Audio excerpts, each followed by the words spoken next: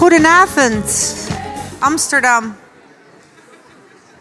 Good evening, Amsterdam. A warm welcome to you all on this 22nd edition of New Democracy, titled The Common Good Economy. And tonight we're going to discuss a radical redesign of our economy based on values as human dignity, solidarity, sustainability, justice, and democracy. In this series, New Democracy, for the past 2 years, we have researched many examples, initiatives to redesign democracy, to think of new ways to organize the common good, to try to think of institutions that do not fail the tasks they are responsible for. And we had many different, we had Saskia Sasse and we had Benjamin Barber talking about the big pictures, but we also had beautiful examples from Madrid and Barcelona, people who actually have changed politics there locally by starting new movements, and everything between that. And the idea of this series is that we use the notion of transition theory. How can something small, an idea, an experiment in the niche, give us lessons, learning points, principles, even ways to look at the current regimes in which we actually organize our lives. And that notion, that transition theory, we use that to look at democracy. We've done that on many things, on the institutional side, on the common side, and the last few editions of this series, we are shifting our focus to another big institution of our life, the economy. And tonight we're going to focus on a new idea, the common, or an old idea perhaps, we'll see, the common good economy. The evening is, we will have a keynote by Felber of about half an hour. He will introduce his ideas to you. And then we will have a round table, a dialogue with a few experts. I will introduce them later. And we have 2 mics here. And that is for you, the audience. One here and one there. And the idea is that if you feel the group on the table is actually missing something important, or you feel that something is left out in the discussion which is really necessary to emphasize, you take the mic and you participate in the discussion. It's not for asking questions as such. I mean, if something is not clear, you can ask, of course. But it's actually, we invite you to really participate then in the discussion on the table. We open up the talk with you. And the idea is that you stand there as long as you think it's necessary to stand there. There's no rule. If it's too long, you will see some of my body language. But no, it's up to you. And the other idea is that there's no queuing. So you cannot, like, I've seen meetups and also political party assemblies, and there are like 20 people behind the mic waiting to pose their question. But that's not really helping the person here to get the room, right? And everybody here on the conversation to actually focus on what this person is actually trying to say. So no queuing. You can only take the mic if it's free. That's the idea. We'll see how it goes.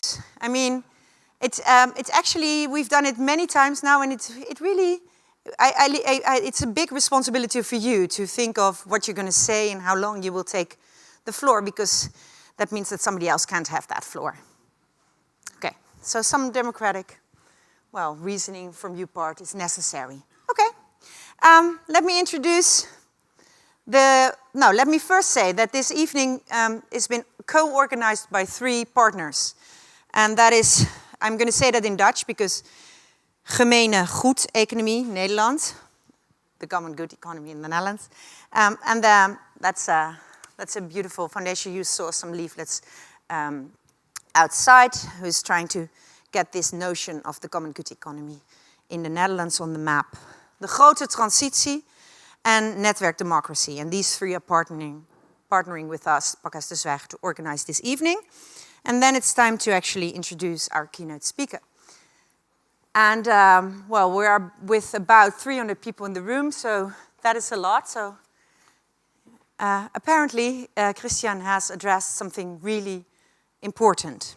He is a lecturer at the university, the Vienna University of Economics and Businesses, and his book, Change Everything, Creating an Economy for the Common Good, in Dutch translated as Ware Winst, is a bestseller.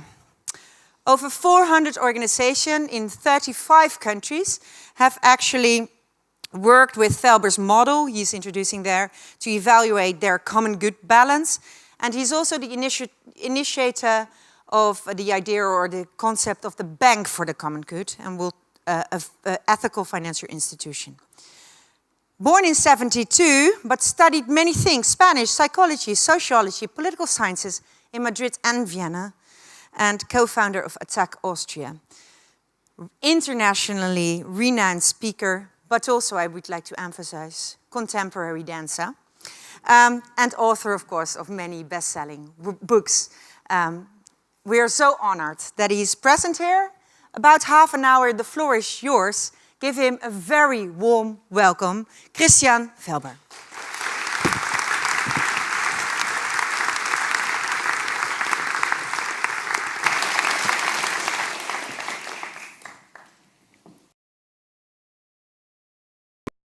The honor is all mine. I thank for the invitation to this enlightened forum. I will turn around a bit during my talk to speak to all of you and not only to some of you. And what I brought with me is a proposal for an alternative economy. First question, are we asking for a new economic model, a full system change, a new economic order? Well, there are surveys on the international level which say that large majorities of the citizens in virtually all countries are asking for a full system change as for the economy. As well in poor countries, as well in rich countries. This is a very astonishing study in Germany. Already the question, do you think that we need a different economic order? It's quite astonishing. And more astonishing, the result of the survey in two of the most affluent countries of the earth. And in Mexico or in countries with a high extreme poverty rate, people don't get it. Why? You're so rich. Environment is not that bad in your countries. The answer is it's a holistic, it's a full systemic crisis which also affects values, which affects meaning, which affects democracy, which affects the environment, which affects future expects for us and our children. And altogether, these reasons explain why 9 out of 10 Austrians are asking for alternatives. Next question already, are there alternatives? There are many alternatives. In a well-working democracy, at least, there are always alternatives in the very plural. Although some politicians used to say that there are no alternatives. You might have heard about Margaret Thatcher and her famous TINA saying, TINA stands for there is no alternative. And actually in a democratic country, a person who is saying this should disqualify himself or herself. And that's why the answer of the existing alternative is tapas, which is not Spanish but English, and it says there are plenty of alternatives. And they are as diverse and as rich as the Spanish aperitifs. And if you don't find the economy for the common good on the list, it's because it's the youngest alternative. We started only in 2010, but since 6.5 years ago, we spread to more than 25 countries as for first activities, and to almost 50 countries as for first signatures of support. And we ask ourselves, why is the dissemination so quickly? And the possible answer is that it's a holistic alternative. This has many meanings. One of the meanings is that it's not only a theoretical model, which is complete and consistent and looks at all fundamental cornerstones of the economic order, but it's also a highly participatory process, and everybody is warmly invited to join, not only as a person, as a citizen, as a consumer, as an investor, but also companies and other organizations, municipalities and local governments or national governments, and universities, schools, and other institutions of education. Third, we gave a deep thought on the current state of the democracy, because even in well-working democracies or seemingly well-working democracies or well-established democracies, like in Germany, for instance, almost 90%, again, the same percentage of the population say, I don't have the feeling that democracy is really working for the people. It's working rather for big, powerful corporations, but not for the citizens, at least majorities. And political scientists call this phenomenon post-democracy, Colin Crouch. I would rather call it pre-democracy, because I'm looking forward to have a deeper democracy, which we propose to call sovereign democracy. And I have 30 minutes for my presentation, but I will try to include a game of 5 minutes that at least one sector of, because I can't play it with all of you, but at least one sector will experience sovereign democracy in your own bodies, and the others can watch it and remember it equally. Well, but I start with the model, the theoretical model, the theory, and again I mentioned that it's a holistic approach towards the economy, and for this it's almost necessary that I am not an economist. At least I did not study economics or business administration, because what was offered at Austrian universities by economics or business administration was quite narrow and did not relate to many very important contexts of the economy. And I was always interested in the whole. I wanted to study holistic sciences or universal sciences. And at Austrian universities, you cannot study universal sciences. And that's curious, because why do universities call themselves universities if they do not offer universal sciences first and foremost? University comes from the word universe, and universe in Latin means unum versum, one single verse. Literally, one wholeness, one science, no disciplines, one unique whole science. And that's what I was always interested in. But universities that I know do not offer access to that one science or knowledge or experience. They just offer access to fragments of the whole. They do the exact opposite of what their name promises. That's why I propose to rename those universities in multiversities, polyversities, or perversities, because I'm a linguist, amongst others, and to put something on its head in Latin means pervertere. And of course, I'm dreaming of the first true university, which would be composed of 3 sections. And the first section, everybody would learn the same. What are the interconnections of everything, of all phenomenon, the analogies, and what connects everything with everything. In the second section, we could enjoy a rough specialization, like, for instance, on economy or techniques. And in the third section, we might then more finely specialize, like on business administration or banking and finance. And then the risk that we cannot communicate with one another, those who study different things, is lower. And more importantly, the risk that one science separates from the rest and becomes autistic is almost zero. And maybe that was happened with the economic science in its mainstream. I went to my private university, which is just nature, and when I have big questions, universal questions, I go into nature and go into silence, and when the moment comes, I ask big questions, like, what is the meaning of life, or what is my mission in this life, or what is the purpose of the economy? And to that third question, the answer was immediate. Well, the common good, my friend. And I said, okay, wow, that was quick. And the answer was, yeah, that's your intuition. You cannot prove it scientifically, but it's your intuition. Maybe you were connected with something bigger. And money, of course, has its role, but it's not the goal. Money is just a means. And that is a very important distinction, which was already made by somebody all of you know, by Mr. Aristotle. He distinguished in his times two ways to think, to understand, and to practice the economy, two opposed concepts of economy. The first one, oikonomia, is a way to understand and practice the economy where money just serves as a means to achieve the goal of the economy, which is the good life for all members of the oikos, of the household, the well-being, the common good of all members of the private household, and now we're talking about the national household, all members of a national economy. But now, when the means turns into the goal, this, by definition, is not economy anymore, according to Aristotle. This is something different. This is grammatistike. You might not know this word. Grammatistike in ancient Greek means the art of making money and get rich. Today, we used to call it capitalism. You might know this word.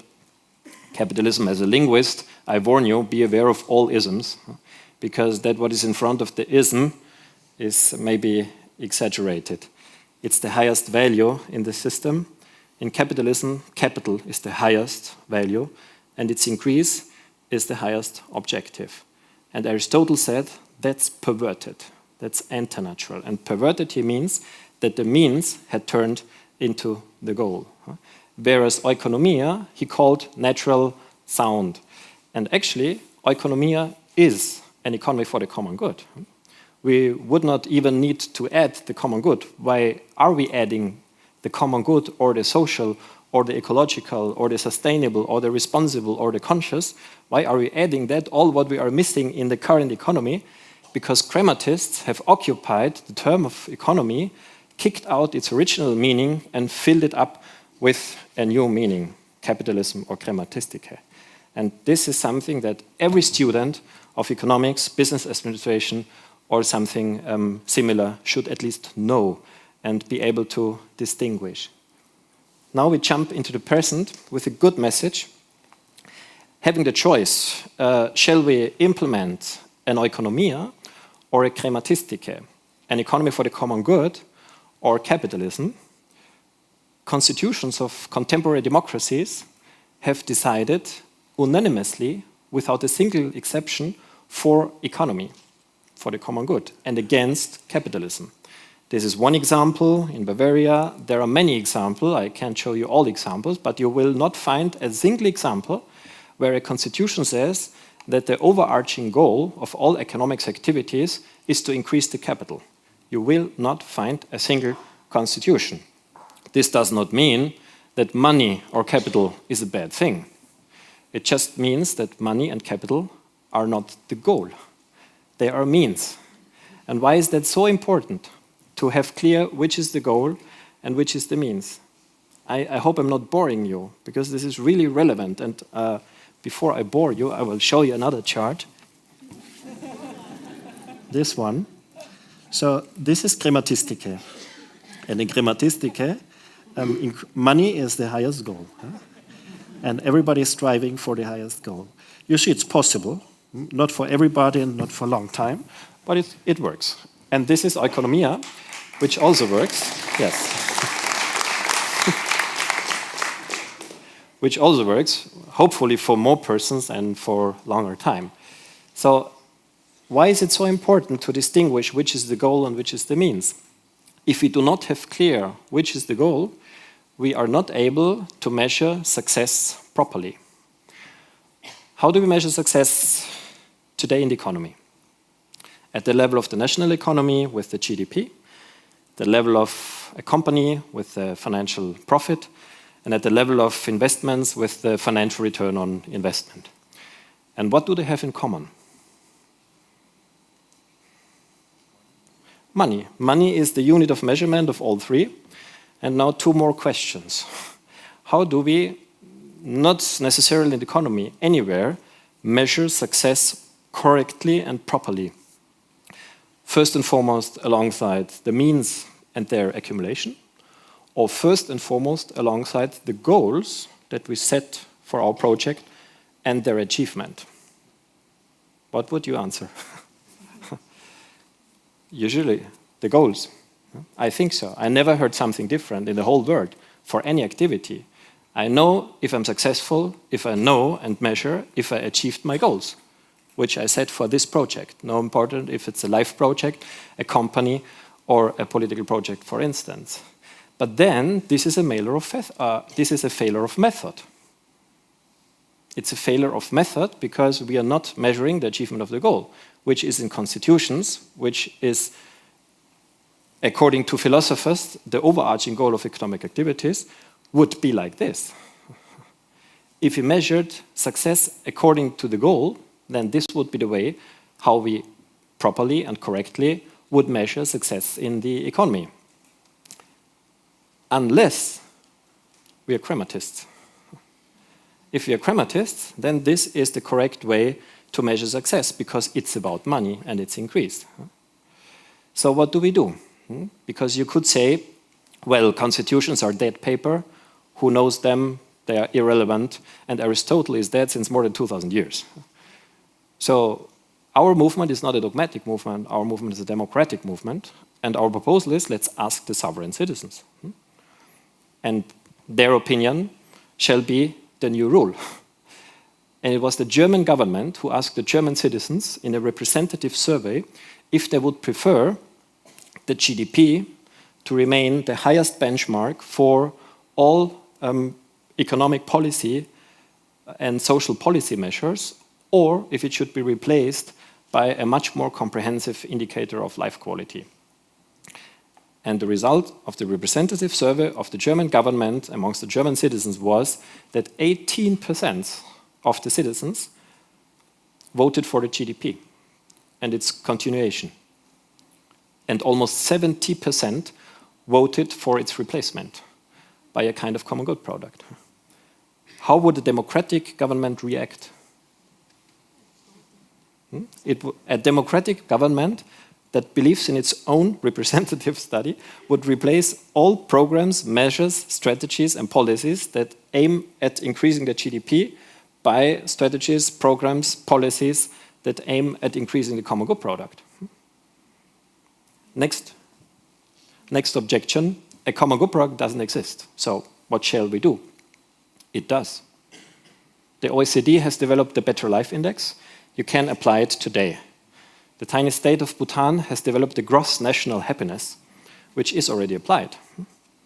Government asks the households, the oikoi, how are you compared to last year? Will your children be once better off than you? Already the second question in Germany, maybe also in the Netherlands in the 1970s, will your children be once better off than you? Of course, why do you ask? And today? How is the relationship with your neighbors? Have you a good relationship with your neighbors? In Germany, you have to ask, do you know your neighbors today? Do you trust the first person that comes along in the street? Trust in public spaces has declined by 50% in Germany over the last years. And anxiety among children in the United States today is almost as high as with patients of psychiatry in the 1950s. So this is a strong decline of life quality. Our proposal is not that we make copy and paste from the OECD or from the state of Bhutan, but that the free and sovereign citizens of every municipality, of every local community and city gather and compose amongst them the 20 most relevant components of life quality. And that is your local common good index. And that is what you measure year by year, and then you know if you are better off. And thanks to a democratic process of synthesis, we create the common good product. And if that rises, we have full guarantee that something that really matters in our lives and for the quality of our life will have improved. If GDP rises, do we have the same guarantee? No. Every single aspect which I just enumerated could have declined while GDP is rising. And the next weak correlation is between the success of a single company and the success of the society as a whole. Would you like this correlation to be a stable one and a reliable one? A company is successful and the society as a whole is also successful in its terms. Is that correlation possible today? Is it possible that a company is profitable and at the same time creates employment and meaningful employment and makes the environment better and strengthens democracy and establishes equality between men and women? Sure, it's possible. But the question is if the opposite is also possible. And the problem is that the opposite is also possible. A company can even double or triple its financial profit if we consider this as success, and at the same time lay off thousands of jobs and increase working pressure and discriminate against whoever and undermine democracy and destroy the environment. From game theory, we know that if we allow foul playing and fair playing at the same time, those who will get their way are the foul players. And that's not satisfying a very intelligent economic order.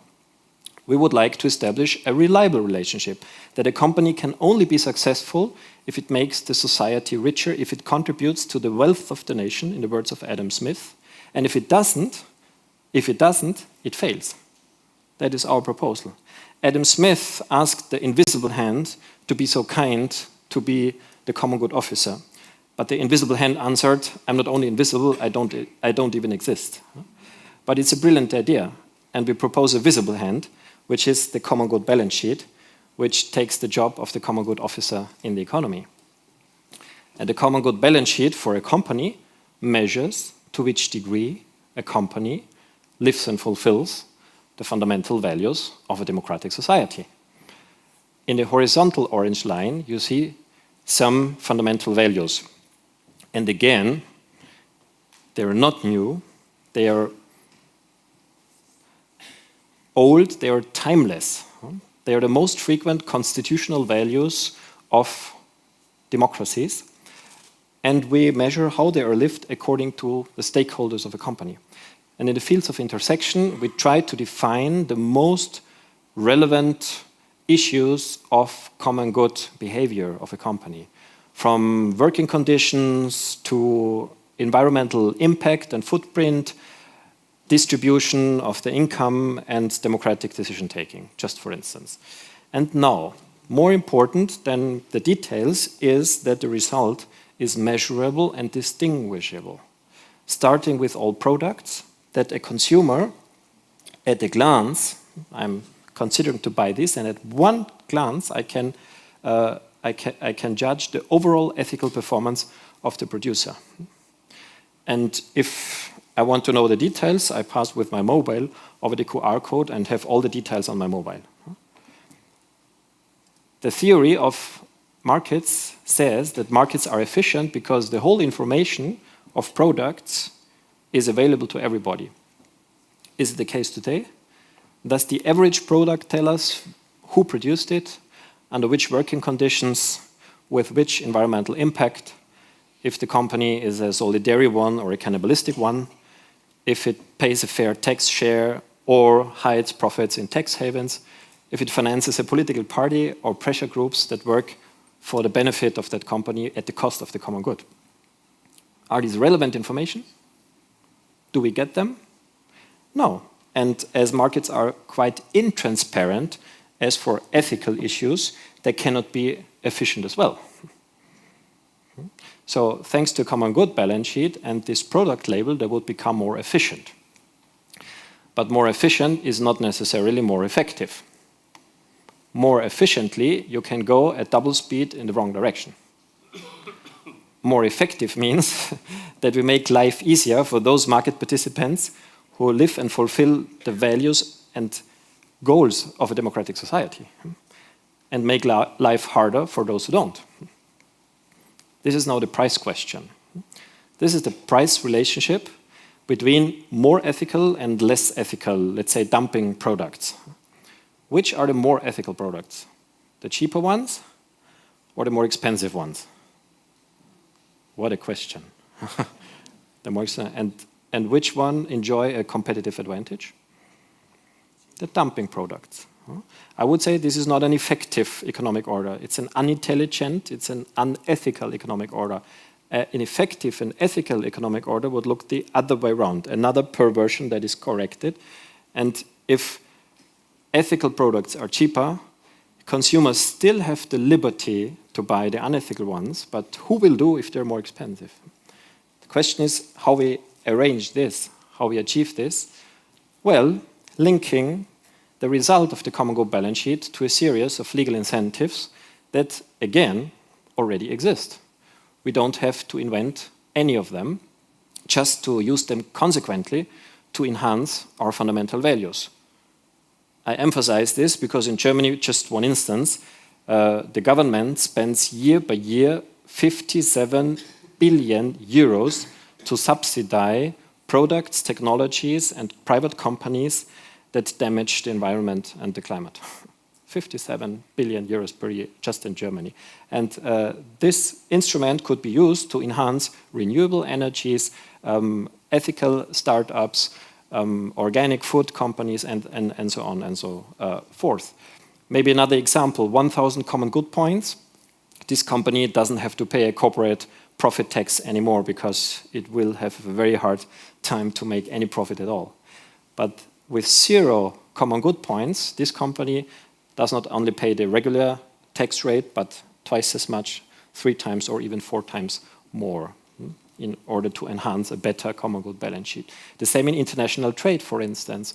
All common good points, free trade as a counter-service from the democratic society. But the unfairest companies, well, the unfreer they trade. And the more expensive access to markets, to which markets? To global ethical markets. The city of Amsterdam, all public procurers, in the public procurement, which is 20% of GDP, in some countries 30% of GDP, first ask, please present your common good balance sheets. Then the orange and red ones, they can go home. And between the others, we compare prices and have still a balance of efficiency and ethics.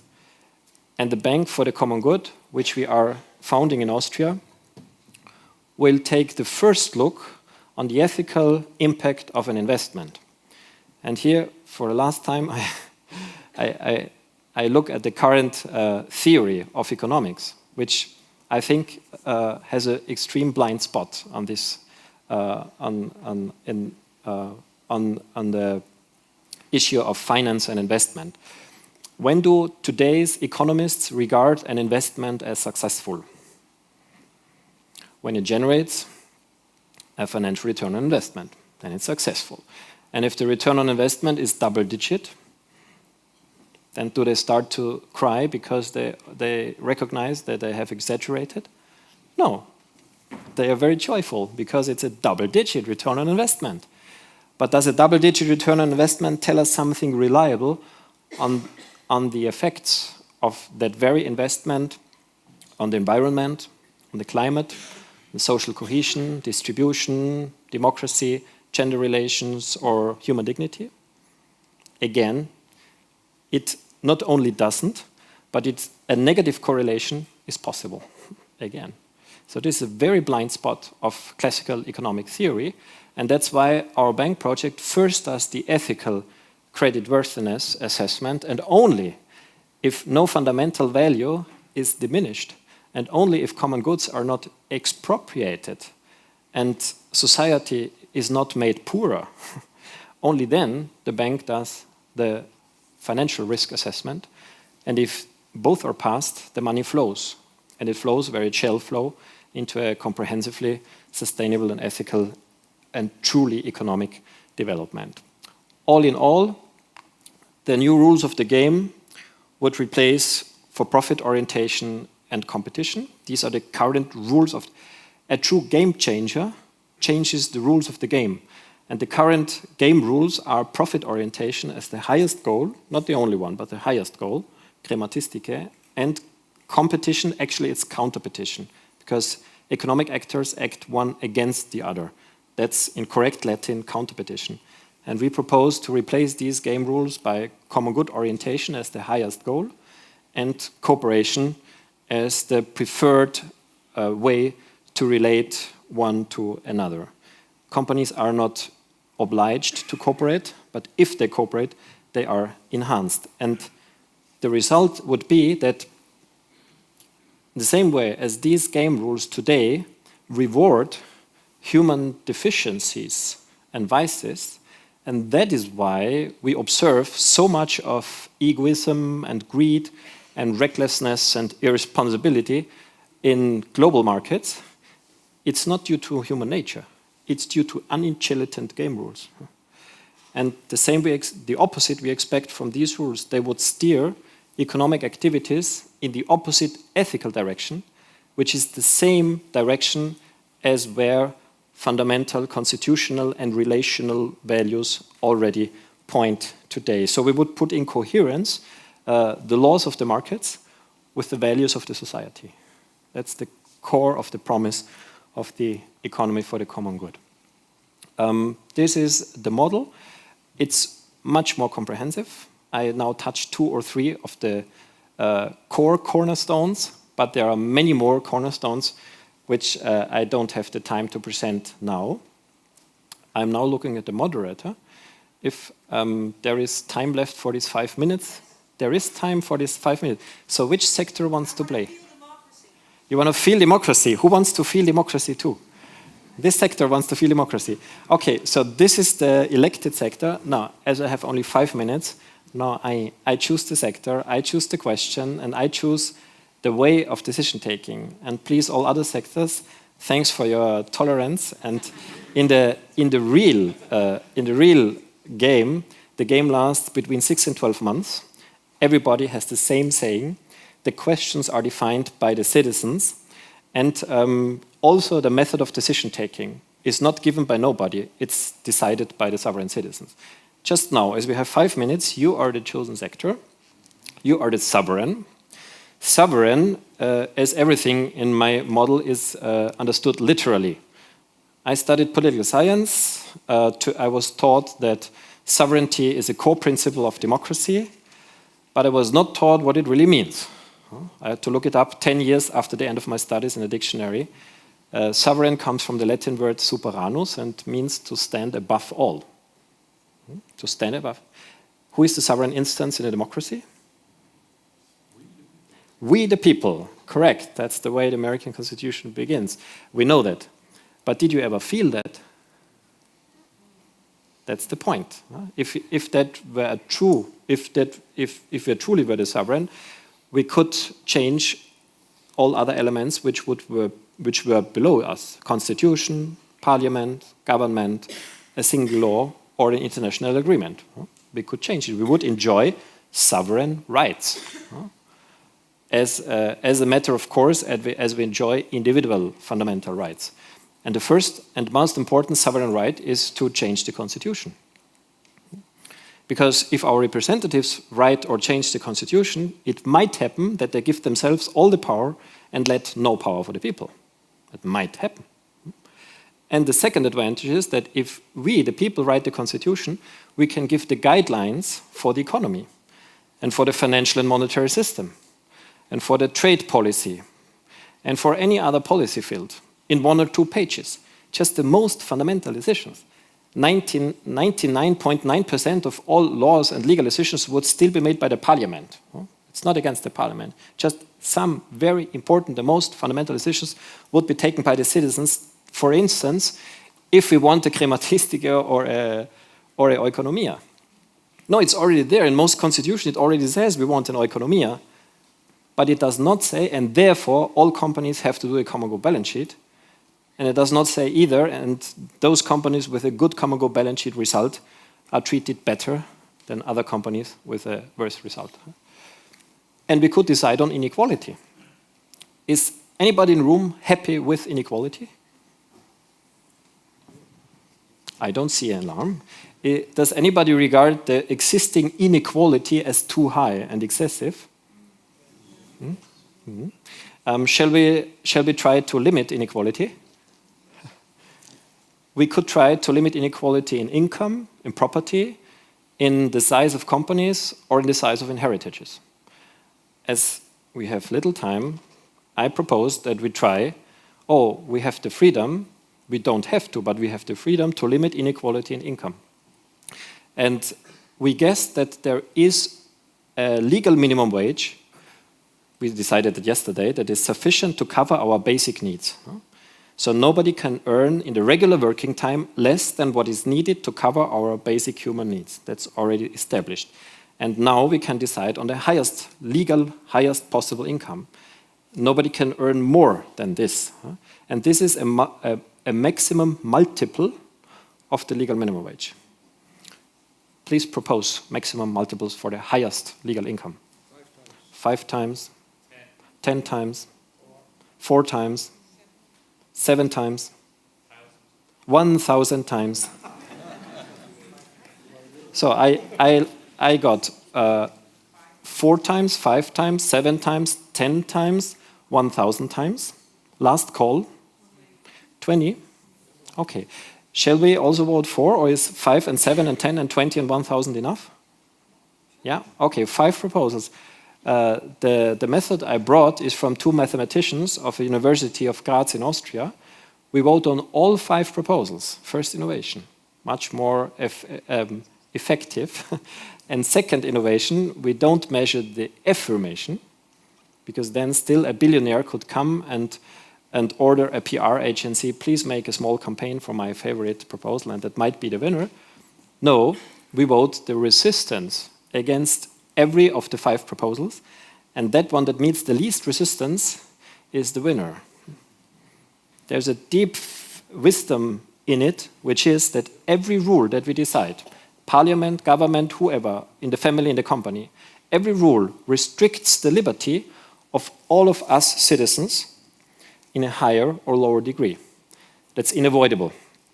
This method allows us to figure out that rule that restricts the liberty of all of us in the lowest possible degree. If there is still some pain, somebody can make an even more painless proposal, and that will be the winner. So we measure pain and resistance against the 5 proposals. You have 3 ways to show your pain and resistance. First way is you listen to the proposal. That would be in the future constitution of the Netherlands and the European Union. You listen to your heart. You feel the pain. If there is no pain, you don't have energy for resistance. You don't raise an arm. Second, you listen to the proposal. You listen to your heart. You feel it's not. You don't feel too comfortable. There is some itchy, scratchy. You raise one arm. You have some energy for resistance. And third, you listen to the proposal and it hurts really a lot. So you raise 2 arms because you have a lot of energy for resistance. With me dead. Yeah? You got it? Huh? No pain, no resistance, no arm, some resistance, 1 arm, strong resistance, 2 arms. You vote 5 times, and you count with me that I don't miss it. So we start from the lowest, go to the highest. First proposal, highest income may be up to 5 times the legal minimum wage, but not higher.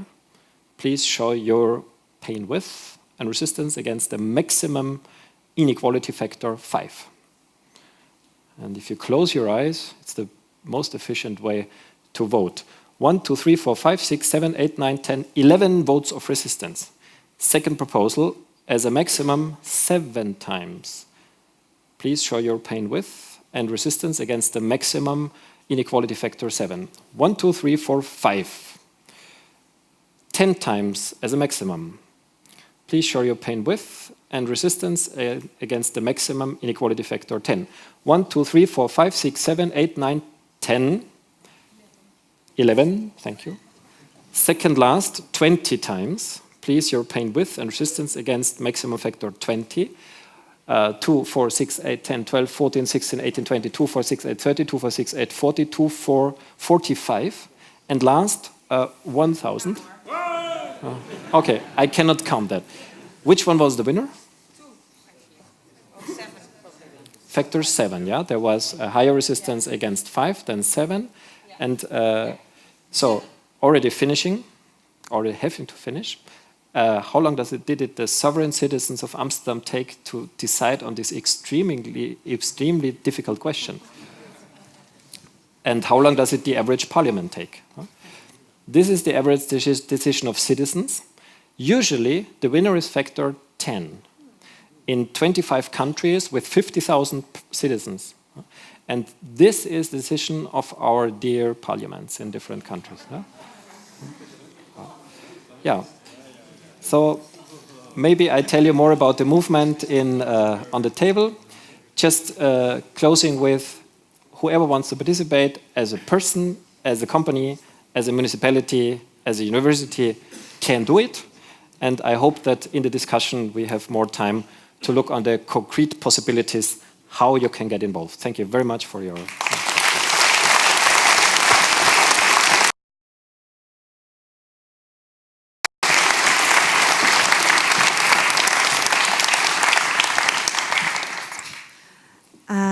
Even kijken of dit dan heel aselecte steekproef van de Nederlandse samenleving is. Dat vroeg ik me nog even af. Maar goed. Anyway, I'm going to continue in Dutch. I said, I was in English. I was wondering whether this was a selective portion of the Dutch society because they're so... We prearranged. Prearranged, yeah. And it's all fake. Probably. But nobody noticed. Yeah. Is there anybody in the room? I'm gonna invite some people at the table now to join the conversation. But is there anybody here in the room who says, I can't continue if I haven't posed this question? And that's really a question of something you didn't understand in the keynote, which you really want to emphasize before we continue, because I want no one left behind. Okay, there's one person. Thank you. I'm going to hold the mic. Oh, I know. Yeah. Don't, sorry. Mike Hogger. You mentioned Bhutan, and the reason they have this national happiness factor, but actually that's a farce. There's actually a lot of suicides that are happening in Bhutan and it doesn't go reported in this national happiness factor. And it's my question is that I mean, as much as I like your philosophy on this, the thing is when economies go from an agricultural-based society to an economic or a financial one, their values change, and that's also the reason why you have so much social discourse. So how are you taking that into consideration for all these new businesses or new countries that want to participate in a higher economical strata? Mm-hmm. Maybe answer question. First question. Nobody is perfect. The instrument of Bhutan is not perfect. But if you take a closer look, it's much, much, much better than GDP. And what I did not propose, I even emphasized, we do not copy and paste, nor from Bhutan, nor from OECD. We create our own instrument. And if we regard suicides as something negative, then the suicide rate is included in our common goal product. So this is one. And second, this is a proposal for the European Union. It's not a proposal for any further country. Just if there is interest in other countries, well, they are warmly invited to implement democratic tools and define their notion of a common good economy. But we do not have the pretension that this is good for anybody else than for our democratic community, which is the European Union. Yeah, you asked people, right? You just, We ask the people, and if people are interested in this tool in Chile, that's the case. Yeah. Well, they founded their association, and they apply the tools, and they developed their economy for the common good according to their values. And of course, we support it if they ask for that. And how many countries are participating in this scheme, which are actually in, if we take your categorization of, well, a post-industrial economy and economies which are more... Maybe I give a different answer. The concept of common good is equally valid Relevant. and present in agricultural countries. Yes. It's called Buen Vivir in Latin America, it's called Ubuntu in Africa, it's called happiness in Asian countries. So it exists equally in societies with a low monetary income as in societies with a higher monetary income. And what is scientifically proven is that the higher the financial income per capita in societies becomes, the lower is the happiness when a certain threshold is reached, a threshold of... basic needs.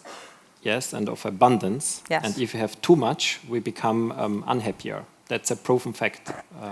Well, there are some experts in abundance in the room, so let's see if they agree. Okay, let's invite the other people at the table. The first person I would like to introduce to you is actually a civil servant, which is an honorary title for I hope for everybody who's doing that, because I think it's really important if you work for the government. And she's a really nice person.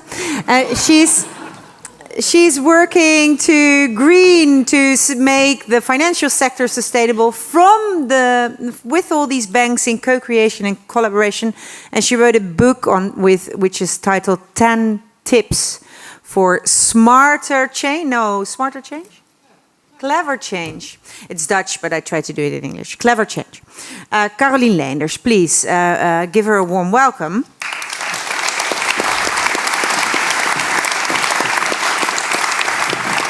Very good. How many years have you been a civil servant already? 20. 20 now. Yeah. Last month, 20 years. 20 years. And still happy doing it? Yeah, very happy. Good.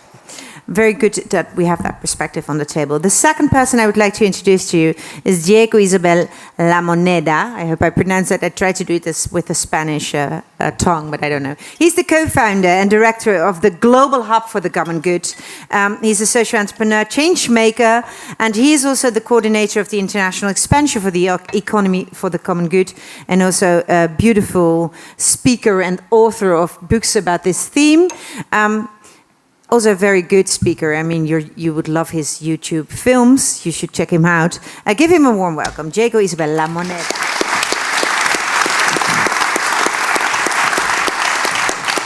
I was thinking, shall I ask you to start dancing before I introduce you, but I won't do that. The third person I would like to introduce you is a Dutch professor in cultural economics. He's a renowned Dutch person in the public debates about a more broader notion of economy, about value-based economy, done many things, and his last thing in his career was actually being an alderman in a municipality near Amsterdam, but actually he's been in the public arena for a long time. He actually said to me that since he was an alderman, his wife thought he was nicer because he actually understands society much better now. But he's been a thinker for a long time. Give him a warm welcome. Arjo Klamer. So great that you're here. And last but certainly not least, I already introduced him a little bit. He is the person who started this series with an intellectual introduction, a keynote on how to think about transition theory in democracy. He's a full professor of policy science, especially in system innovation, knows everything about transition theory, but actually started his academic career as a physicist, which I think really helps understanding your head, because sometimes it's unbelievable what's going on in his head. He's helping us to ask the question, okay, so this is a great idea. How can we reach it? How do we get there? How do we actually make the transition to that new economy? Give him a very warm welcome, John Ghin.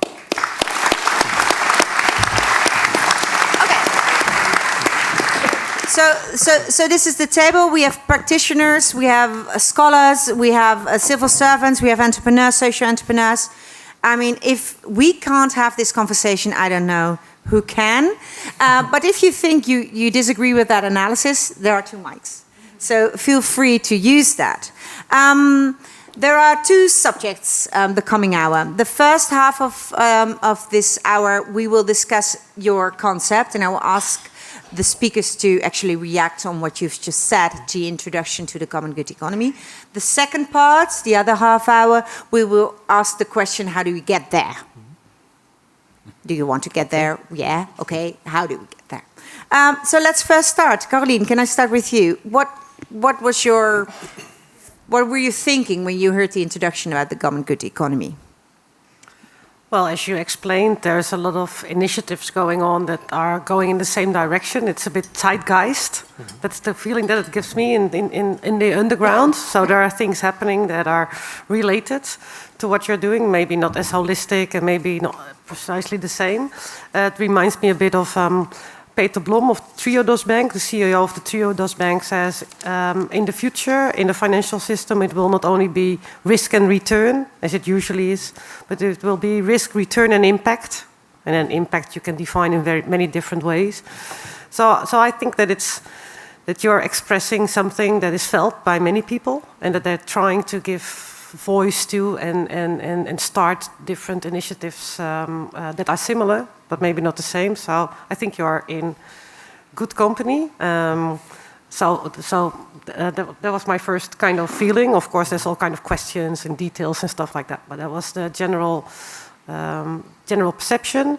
One of the things for me as working for the government is how will this become political in a way that we as governments can help and act.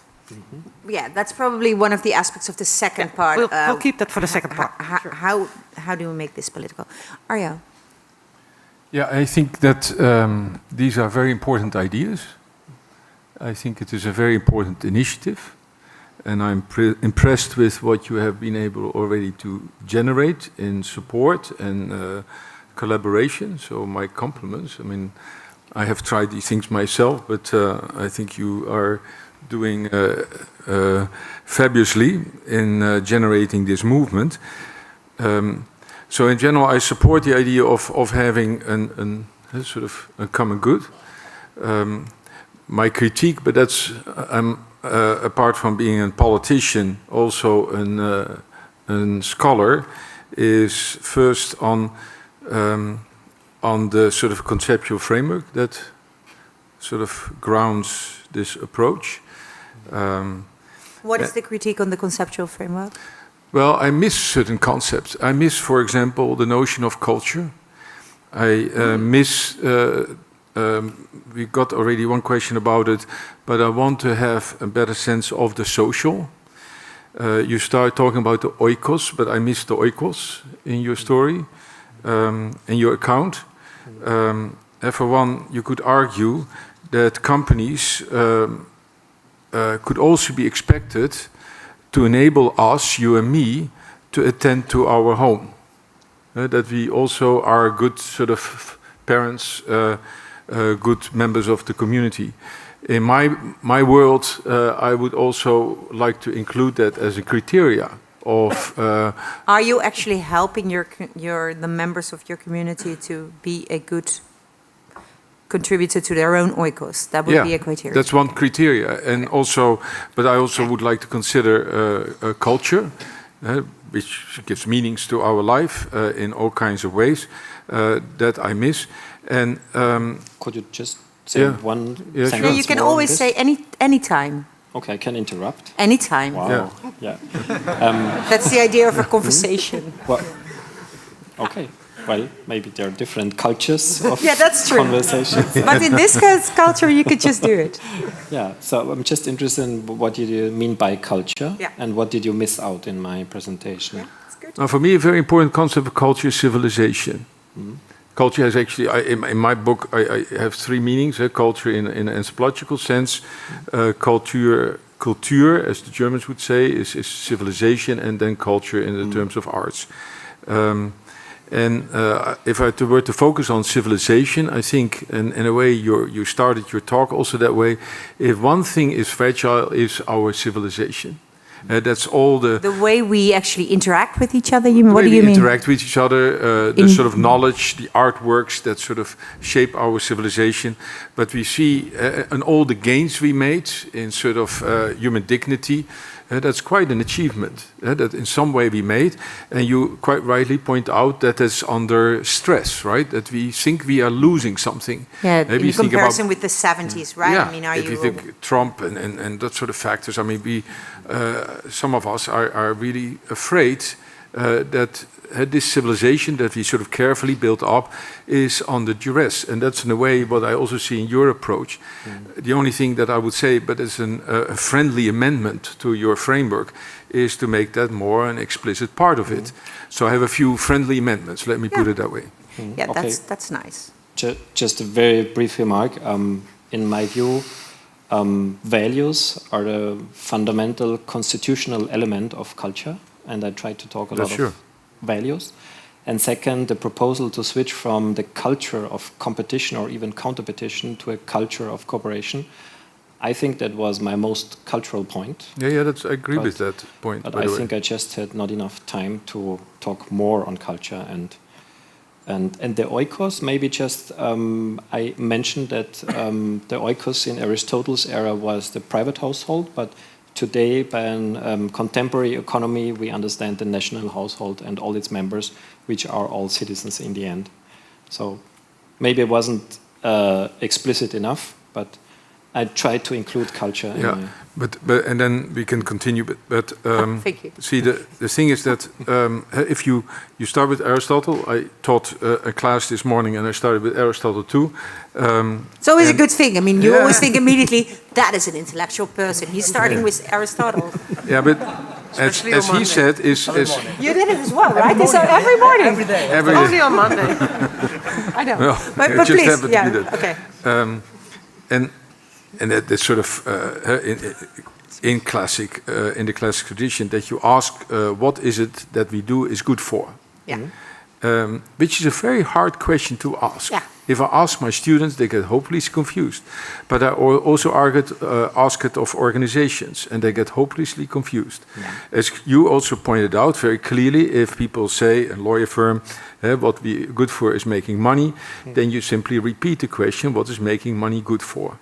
If they say more money, then you just repeat the question, what is that good for? And by repeating the question, you come, I think, in sort of 4 dimensions in the end with answers. And there I would like to, that's also a friendly amendment, but to add in a way the dimensions in which you can define when you will find the goods that we're working for. For example, and that's sort of slightly connected with the cultural, is what I call a transcendental good. That there is, ultimately we are spiritual beings, apart from social beings, and so there is also a sort of transcendental purpose. And you actually ask, how do we conceive as an oikos or as a community the values we actually want to work by or organize ourselves by? And you say you have to have then a method for that, or something, and you have to take culture into in effect to actually assess these values, right? That's what I argue. But again, it's a friendly amendment to his framework. But Okay, thanks. Do you want to? Just you ask what is the end behind your activities and what is the end behind that end until come to an end in itself. That's right. And in my cultural cosmos, human dignity and the common good are ends in themselves because they are the highest values. But then the question is what the common good is and what qualities we assign to that, and that is critical to figure out what it is that we are striving for. Yeah. Okay. And I stop here because otherwise we would take too much time for. Thank you for all taking my job very seriously. Okay. Yeah, thank you. John Grin. Yeah, well, like Caroline, I think this is sort of really very topical because there's so much going around, and not only on places where people care about rethinking the economy, but especially in places where people somehow try to deal in better ways with the common good. And there you do see that there is a longing, a need, a serious demand for a different kind of economy. So that I think makes what you're doing very topical and very important. So I share that appreciation. I do have a friendly question, though, and and that is: are you not somehow, in an ironical way? I'm now making a little bit a hyperbole of the argument, but are you not sort of excluding the community again from the economy? So, if I follow you, say the economy is the place where somehow normally actors go for their self-interest. We no longer want that economy, and then your solution is regulation that changes from the external, so externally, the incentive structure for the market, so that people who go for ethics also get rewarded. So that the state is sort of correcting the market. But where's the community and where's the market itself? Is the market really the place that necessarily needs to go for self-interest? Or is that a matter of the current institutions of our contemporary markets? And do we need different institutions also in the market? So not just state regulation, but that. Yes. Yeah? Well, the shortest possible answer is that the market is already a state institution. So I don't share the image that state is intervening from the outside. and markets just exist. Okay. Because if you divide markets in their core elements, everything is a state intervention and regulation, from private property, treaties, Agreed. money, company Agreed. licenses. But still the question remains valid, right? The question is, where is you want to correct them? You say, how are we? You started with this difference, right? You said, okay, so people who are actually at the bottom, who are not ethical producing, they have a lower price, and the higher price is for the ethical good. And you say, how can you get that? Make a change. You say regulation. And the question is, can it actually be a good in themselves? Can it be good in themselves? Can we have other institutions which change the behavior of the actors? Not well. Is that let me mention an that's example. If to the common good belongs a circular economy, as you mentioned, as one example, then we need financial constructs in the banking institutions that enable that sort of investments in which not just one actor is making a product, gets money for that, and has returns upon investment, gives that back to the bank, but in which a crowd of people, a community, is making a circular business proposition and needs to have some form of funding that fits that circularity. That is a different financial institution, not necessarily from the state. And that will change the market. Okay, first your reaction. Well, just reminds me of my own banking project. Yes? We have crowdfunded our cooperative for the common good by 5,500 crowdfunders. Okay. So maybe we are doing That what is you're it. talking about. Yeah, sure, right. Yeah, but I take your argument actually one step further, because, and that would also contribute to my argument of missing culture, is you focus very much on what I call the market logic and on what I call the governmental logic. There's a logic that governments use and a logic that markets use. Markets logic is basic transaction logic, and governmental logic is a logic of laws and rules. But there's what you are pointing out, there's another logic, which is a social logic, which, by the way, operates here. That we sort of judge each other, we interrupt. You coordinate our Sort of. what we say. In the meantime, everyone around here judges us and say, hey, that's an interesting guy, and that remark. And we sort of socially sort of regulate ourselves, determining what the value is of our contributions. And my argument is that's the dominant regulatory system, a social one. That's where we reproduce our culture. There's a certain cultural setting where we are polite, we don't interrupt. You guys are nice enough to be also listen. That's a cultural thing. In other cultures, this wouldn't work, but we reproduce our culture. And if I talk about things like friendship, community, homes, knowledge, art, these are all goods we produce not by way of market logic, not by way of governmental logic, but by social logic. Okay, now I start to understand. Thank you Good. for the explanation. Yeah, I would call it's individual ethics, not social ethics are laws or rules of markets. And individual ethics is we behave as we want to do in our personal freedom and in our ethical freedom. And the initiative of the Economy for the Common Good was taken by a dozen of entrepreneurs who want to be entrepreneurs and behave like humans and socially intelligent. That's their intrinsic motivation. But what they find is that both market laws and state laws punish them if they behave in a more ethical way. And that's why they, in order to be more free in our socializing and relating to each other, we need a different market and we need a different state. Yeah, and that with that they replicate actually a societal or social logic that they miss. That's quite right. Yeah. Okay. Right. Thank you. Yeah. Because I will change what you're I was going to say. such a polite person. Yes. So, thank you. no, I was enjoying the conversation, and I have the feeling, it's a very usual feeling that in our society, even in this table, we used to separate social issues and economy and the markets, and even environment. We talk about three different things. And in economy for the common good, what Christian is trying to do is to bring all of them together. Yeah. I will bring one example, one real example. Yes. 4 years ago, I was talking about values and economy. And one friend of mine, he's a CEO of a company, he came and he told me, you know, Diego, my personal challenge is that the values I know are good for my family, for my son, my daughter, my wife, and my friends, I do not apply them in my own company because the system make me to be a very strong person with my employees, with my competitors, and so on and so forth. Yeah. So what Economy for the Common Good is trying to do is to put in the same, under one same framework, the human values that we know in every culture that are good for us and for our friends and family, to bring them to the economy. And this is an amazing innovation. An amazing innovation. The person from Africa actually gave the feedback towards you a bit.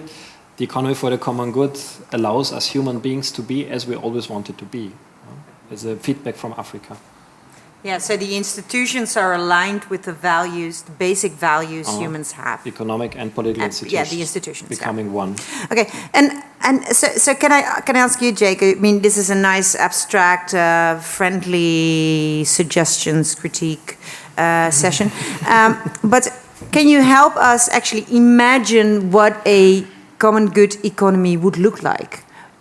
Because you say it's such a fundamental thing, right? Yeah. That question posed by your friend, that your basic values are actually also in the institutions, political or economic.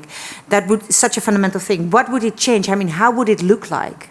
Yeah, I think we don't have to imagine too much, because now coming back to the language of market and economy, in a market or in the economy, we have the producers or the businesses that offer services and products. We are people or consumers in the current system, and we have the rules of the game. We have the three things that regulate the system. So in the current system, it's very clear. Christian explained, we try to get more money. The governments try to increase the GDP, and then everyone in the Netherlands, in next year, we increase the GDP 10% or 20% or 30%. You will be working a lot, but you will be very happy.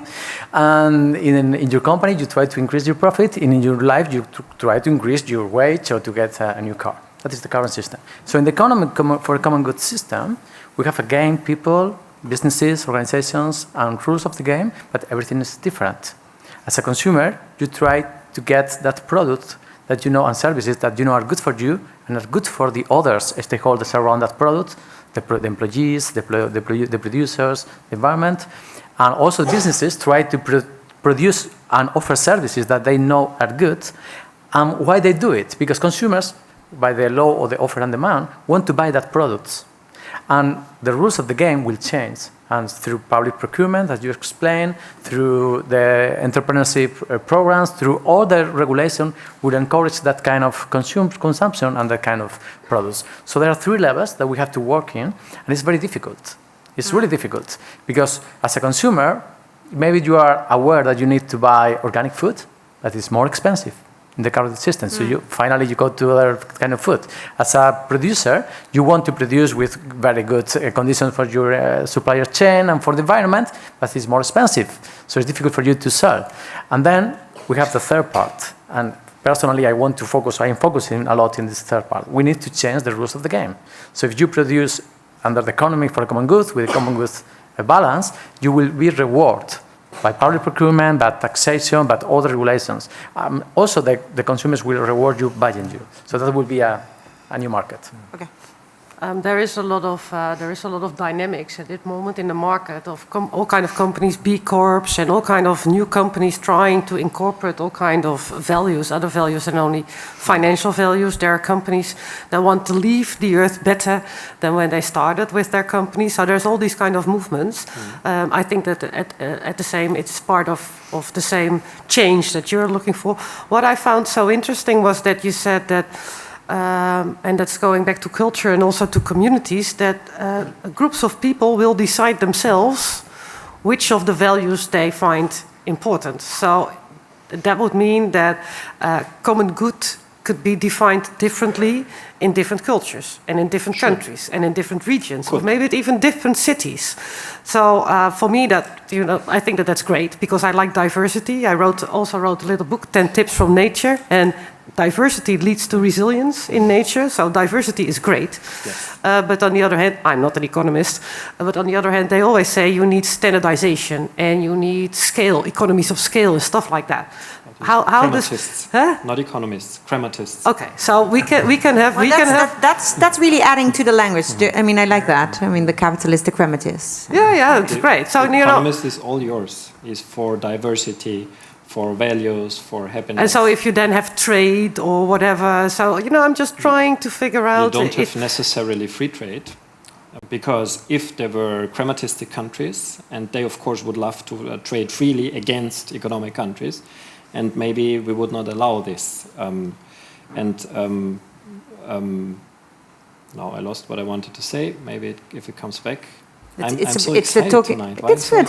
I don't know. It's because you haven't danced yet. Probably. Yeah, we haven't danced yet. The diversity question was the question. I mean, so every culture, every community can create their own notions of what are shared values. Yes. One thing is that the notion of the... Oh yes, now I got. Thank you.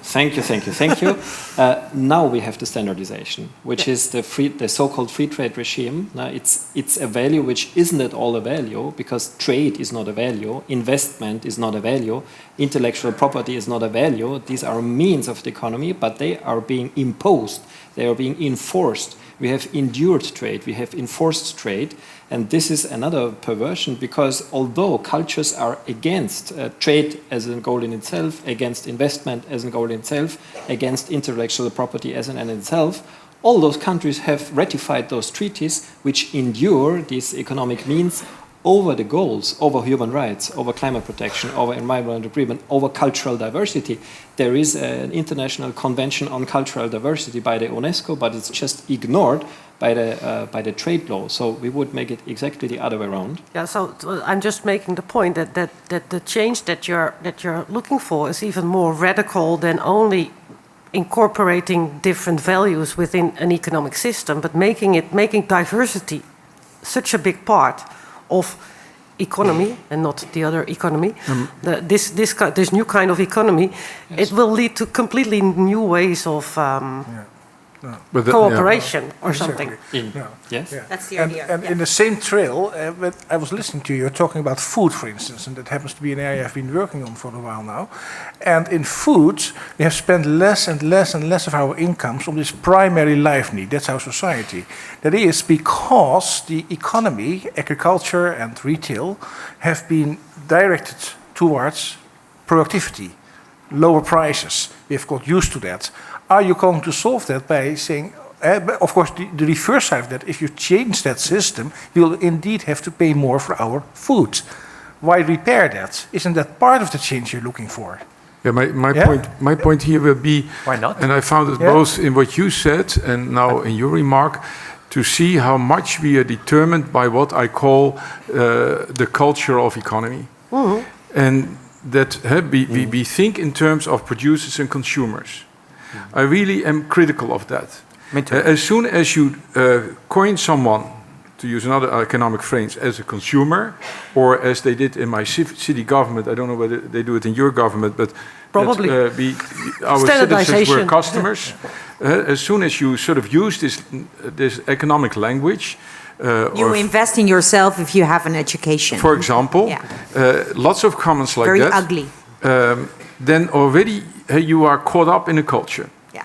And if I say, and that's what my plea would be, and therefore I think, yes, it is radical, but I think it would be even more radical if we really talk about a cultural change. To recognize that I'm not a consumer, but I am a producer of a good life. And I'm a contributor to a good society.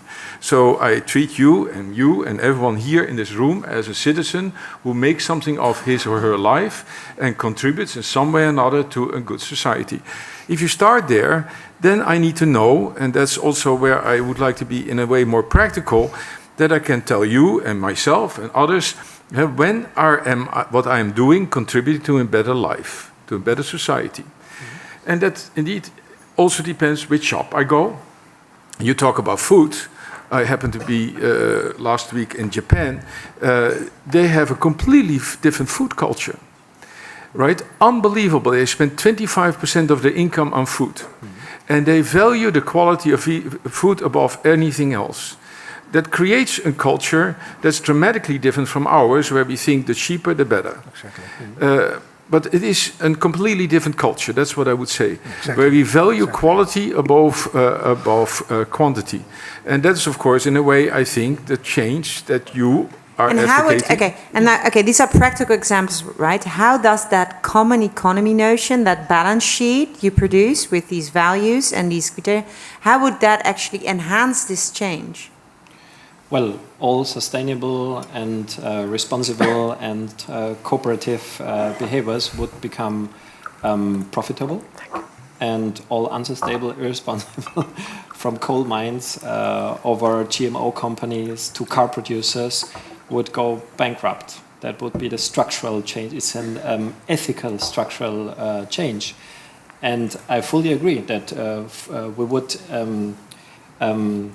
spend not 13% of our income on food, but maybe 25%. But not only the food quality, but also our life quality and health would be better. And you asked how does a common good economy look like? And Diego said there is no definition. I agree, there is no definition, but I have a vision. And the vision is that there is full employment in all countries. Yeah, thank you. That the work is meaningful, so people are not actively disengaged as they are in capitalistic companies. They produce healthy things, not only food, but also furniture and bicycles or whatever. There is inequality, but inequality is limited. There are hierarchies, but less hierarchies, and there is also sociocracy, and there is also holacracy, and there is systemic consensus, and there are much more diverse. You just turn everything around in the economy now. Most of the things that are in the economy now, if you turn them around, you get to your vision, right? I mean, what would you keep? Not everything Diego said. There are private companies, there is private initiative, there are markets, there is money, there are banks, there are stock markets, but there are common good stock markets, there are common good banks, and money is a means and not the goals, and companies are not profit machines, but are happiness machines. I think Diego put it in a perfect manner. I would like to open even a little bit more the conversation, linking to something that Caroline said, that you said before. First, you mentioned that there are other approaches of the new economy, and I think that all of them are aligned, and the alignment is there on the values. You also mentioned the language is very important. I will bring the topic of the series, the new democracy. So for me, I'm really happy to be on a table discussing about democracy and economy. Because had you ever think about democratizing the economy? That for me is the key of systemic change. And to ask people, how would you like the economy of the Netherlands to be? How would you like the economy of Amsterdam to be? And then I listen to the new generations, and they don't talk about consumers, it's true. They're changing the language. The new generations, they don't like the system. No. And they are changing the concept. They are producers and consumers at the same time through the collaborative economy, and they are makers, and you have the makers movement. So they are challenging our economic culture, and I like it. And when you go to the core message of economic for common good are values and collaboration. So I think there is no perfect system. Even our ideas maybe in the future, or our visualization is not perfect, but the core, the essence, the values, the collaboration, the human relationships are there, and let's try to build the tools and institutions or whatever, or maybe we don't need institutions to change everything. And let's listen to the new generations, because they are bringing a lot of new ideas. Okay, somebody from the new generation is now entering this conversation. No, it's really true. I mean, you're young at heart. I mean, Jan Juffermans, for those the international guests, this is one of the most famous people in the sustainability movement of the Netherlands, who has been light years before everybody was talking about this issue. You're already an expert in that. Please, I have just a question. Join us. Yeah. We are talking about the European context. Well, the main question will be, what will be the effect for the global level, for fair sharing, for climate change, for a quicker process to stop it? Because otherwise we are just in Europe in a fine new economy. Yeah, so two questions actually. What is the relationship between the big markets, Africa, India, China? And the other thing is really important. Does this help us getting to a carbon neutral, carbon free economy quicker and faster? Well, Dirty questions. I think the first and foremost obligation and responsibility is to stop violating. Thanks to external financial relationships, thanks to external trade relationships and thanks to building up an ecological debt. I think the first and foremost responsibility is to stop over-consuming in Europe and stop harming citizens and human beings in other countries, and not only our own children and grandchildren, who we are also depriving of their same living rights in the future, but we are equally depriving of human beings in other countries of their same rights to live a decent life on the planet. But the current economy is not really sort of organized to promote that. How would a common good economy be organized in order to promote that sort of outcomes? On the debt, it's very easy. Within the, or let's say, starting with the Africa-European relationships, the World Bank is not a shareholder company in the majority and property of the most important shareholders, first and foremost the United States, but it's a UN institution, one country, one vote. It only gives interest-free loans to poor countries, interest-free loans, and the use of the loans is co-determined by the population, that it is assured that it enhances sustainable development. Second, trade regime is made according to John Maynard Keynes' proposal that the country has a trade surplus, has to pay a fine to the deficit countries or give a negative interest loan. And third, in the Netherlands, in the Euro system, our public central bank, this also is diversity in property, the central bank is ours, and we mandate what the central bank is able to do, and the central bank can finance public debt at up to 50% of GDP, again, interest-free. Germany would save, year by year, 60 billion euros of an unconditional basic income for the financial elites of the society, which already exists. We just are not aware of it, because it's paid in form of taxpayers' monies that goes via interest to the richest, and we could use this money for investments in sustainability. Okay, and then the answer would be read the book, because of course in your introduction you haven't described these mechanisms, but you prove now that you've thought about how that international economy, a common good economy in an international way would look like, what mechanisms you would use. It's 16 books so far. I know, and this one is in Dutch now. Yes. Hello. Hello. I'll try to get to my question. No, yeah, try. My name is Fumadi, and you were just saying that one of the goals of the common good is the happiness of the people. And I'm wondering about that, because one of the problems we have as mankind is that we see ourselves as outside of nature. Yeah. That is a very big problem. Yeah. And that is, you can share all the problems you can put under that. So, in nature, what a species does is it, in working together with the environment and with other species, they survive, or they develop, or they strive. Yes. And that is an evolutionary approach. premise. Yeah. You see? Okay. Yes. Interesting. Yeah. I'm going to ask a response, right? Yeah. So I'll ask him a response. Yeah. Yes. Yeah. Well, there is, I think, an enlightening practice with happiness is that if you want to close your eyes for 30 seconds and remember when your eyes are closed, the luckiest moment of your life. Do it all. 30 seconds.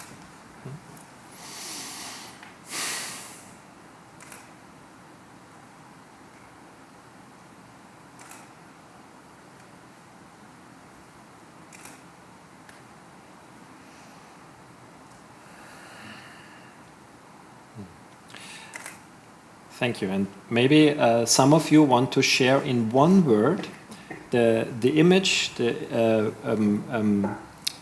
situation that came to your mind. One word. Please, I'm going to just... Love.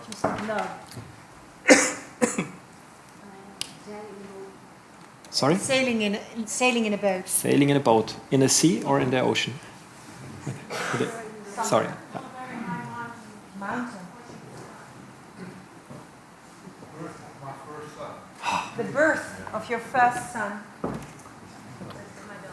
daughter, birth of a daughter. Children. Pure being. Pure being. Somebody from this quarter? Embrace. Embrace. Okay. Thank you very much. This game is very helpful when crematists tell you that what most matters in human beings' life is money.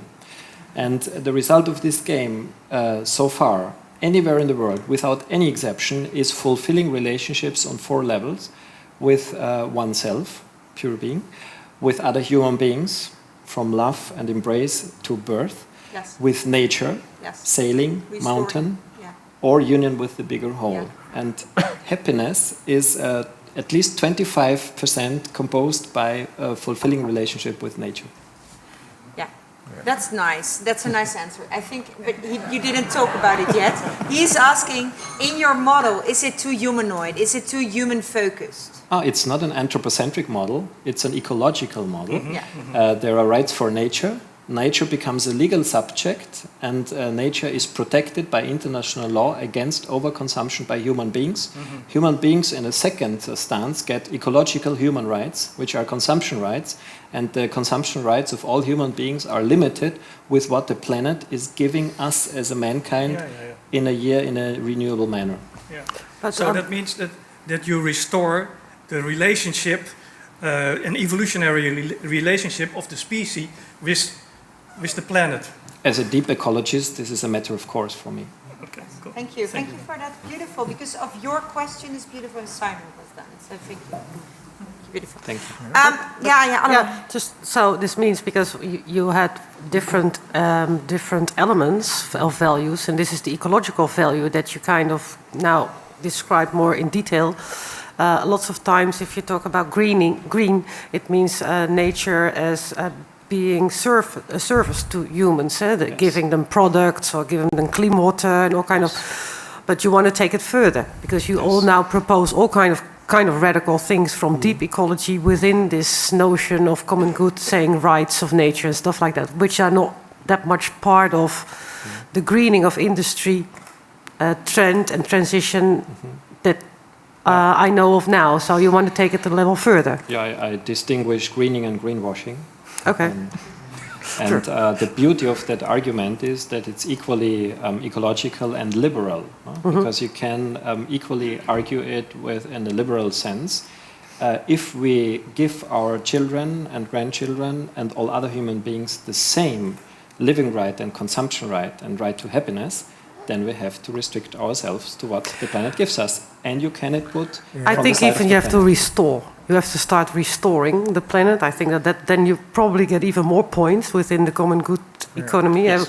We have in the Netherlands the #1 of our top 100, green top 100, Willem Felber. He's working on restoring degraded land. Common land. Yeah, I don't Foundation. even, I don't think it is enough to do less harm or do little good. Start with restoring. But yes, also a second connection, and that also then takes us again back to your point on economy and democracy. If you look into those projects where people do try to set up novel forms of living more in balance with nature, on circularity, on energy neutrality, and that sort of thing, as a community, then in many cases people do so, of course, because they care. They care for the common good, for living with nature again. But they also do so because it gives them a sense of pride, of autonomy, of authenticity to do so. And that is precisely where there may be a very constructive interference between the human side of the coin and the ecological side of the coin. That's also where novel forms of democracy come in, because these people would claim that rather than giving their lives out of hands to either government or big business, they start to organize again their community in their own ways. That's what I do see in this makers community as a very common occurring motive. And that does make your question so important, because in potential that is a way, a very much an early 21st century way of making the economy more more democratic again, giving a sense of autonomy, but it also raises the question how we may organize the economy to nurture autonomy, to empower people, to enable communities to act as community and still make an economic proposition, and so on. So people like René Kemp and others have written a paper precisely asking those sort of questions and trying to define good questions for economists to understand much better what it would mean to do that, because that indeed would bring a to Keynes, society, economy and democracy. Yes. Now I understand it more and more, but Yes. I think you will talk about commons now, and then I tell you why I understood you now finally better than before. Okay. This is great. I mean, there's some understanding going on. But thank you for again helping me. Please introduce yourself. Hello, everybody. I'm Jit Ridder, founder of a Dutch initiative, Common Easy. And Common Easy is... You have some slides. It's prepared. It is prepared. I'm working on this for 7 years, and it's actually answering your question. Okay, how do we organize this ourselves? My view was as a student, okay, how can I insure my phone with my friends if I use Hives? Do you still remember Hives? Nobody remembers Hives. No. 2010. And I thought, okay, I hate insurance companies because it gives me the feeling I'm in a treadmill. I'm doing the same thing, I'm paying, but it doesn't really work for me. So Common Easy organized solidarity as a common good. It is of everybody, it is between us, it makes everybody feel good, so we should organize it in that way. And we're not going to ask government to do it, we're not going to ask big business to do it, we're going to do it ourselves. So I made this tool with my brother. Looks like a dashboard. Is the dashboard. This is a dashboard. You get friend requests, for example, from Ronald. He's in my second circle, so I help my first degree friends, my second degree friends, and my third degree friends. So the 3 circles. If I accept him, he will become in my first circle, but I can see below, there's a laser. Is it working? We see. And here. So you see, this is our first circle of friends, and we have them in common friends. So if I accept him, he becomes my friend in my first circle. And the whole point is, we share trust, we share network, so we can scale up trust. That's what our society is lacking. We distrust each other in huge amounts, but this is actually that shows us there's an abundance of trust. There's an abundance of willingness to help each other, and this makes it visible. So what is a big gain of it? It's actually that we are cheaper than normal insurance. So most social enterprise, we are a social enterprise, are more expensive because they have to take externalities into account. But we are actually cheaper because trust works. So here you see my laser, my savings. So this is my savings. So the money that I usually will pay for an insurance company stays mine and will only be used to help my friends or the friends of friends or their friends. Sir, sorry, what is your question? No, he can. It's not a question. I'm asked tonight to show you a real life example where you can participate and create your own company. Because we're talking a lot of abstracts, economist stuff. Okay, so this is how it looks like, and it is your advantage to help each other.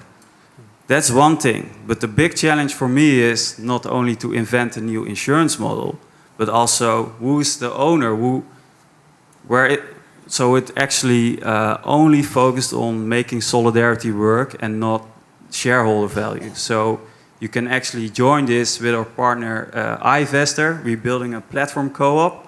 So the builders, programmers, designers can build, the ambassadors, you as users, partners, but also investors. But we're not going to work for the investors. We're going to ask if they want to join our community. How does this look like? If you want to contribute to our community, you could actually reward in certificates. And that's a platform co-op, a real life example. I hope it inspires you as the story of Christian Felber does. This is a practice. Thank you. Thank you for your sharing of your practice. So the question is how to organize social security, how to organize insuring yourself and not using the wisdom of private companies. Before I'm going to ask you, I'm going to ask you, because the law, it's already 9:45, and you already started, of course, with your example and your intervention with how do we go there, and you ask more room for the notion of the community, right, and different ways of organizing the economy. And of course, Jip also introduced another way of organizing the community. But you actually made a cliffhanger. You said, okay, let's first talk, let Jip explain his example, but then I will explain why I now understand John Ginn. Yeah, because I think before now talking on implementation and strategy and transition, there is still a theoretical point. I now understood that commons are a different culture than market-based and also money-based economies. Yes. And the economy for the common good appreciates that and gives space to it, again, diversity of property types. Yes. It's not all about private property, capitalism. It's not all about state property, socialism. It's about diversity. There is private property, there is public property, there is collective property like cooperatives, there are commons which might work with money or without money, there is nature which is an end in itself and is protected, and there might be uses of nature. And what the economy for the common good proposes, all are allowed, all have their place, but we put limits and conditions to all of them. First and foremost to private property. No? Nobody can possess too much. And private property has the obligation in a company to do a common good balance sheet. And then this decides. And also commons also have an obligation. They have to create rules, and one of the rules has to be that they save the planet, which 99.9% of the commons will do voluntarily because that's their DNA, that's their culture. But I just wanted to clarify what is the relationship between the economy for the common good and the organizations within it. Yeah. And the organizations within it. I would like to make the point, and then I also want to be sort of practical. But I think the most important things we possess. There's a question you ask a moment from when you have that you remember that you're most happy. I like to ask the question to people: what is your most important possession? And then first there always a quibble about what is then a possession, because they think always in legal terms and money terms. But then it quickly turns out that the most important things we possess are like a family, friendship, knowledge, art, nature. And interestingly enough, these are all things you cannot buy, for which there are no legal rights, but you only possess by contributing to it. And that's due to the community that you are talking about. And to make it practical, that's what I experience as an older man, is, I like initiatives to notice that things like going on, like what you just described, but I also have to deal with neighborhoods that are disorganized, where people are, there's no democracy in the sense of people don't feel involved, don't see a public common good. And the question is how that comes about. A government cannot organize that. That has to happen among people, and that has been my big issue actually. And that's also your concern. But how do these things come about, and how, in this case, I was in government. How can I support that and facilitate that?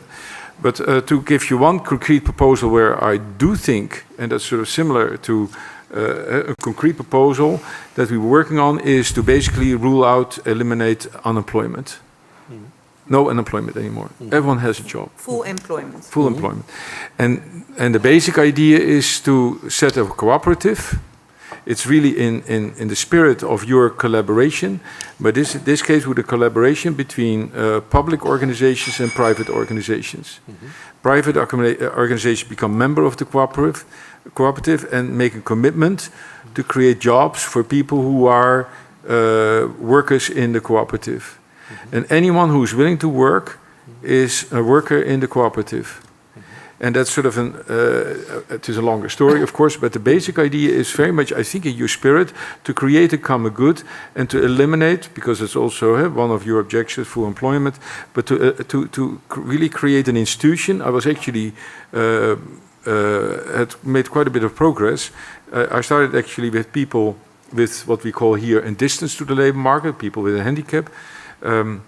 But they become automatically workers in this cooperative. Okay.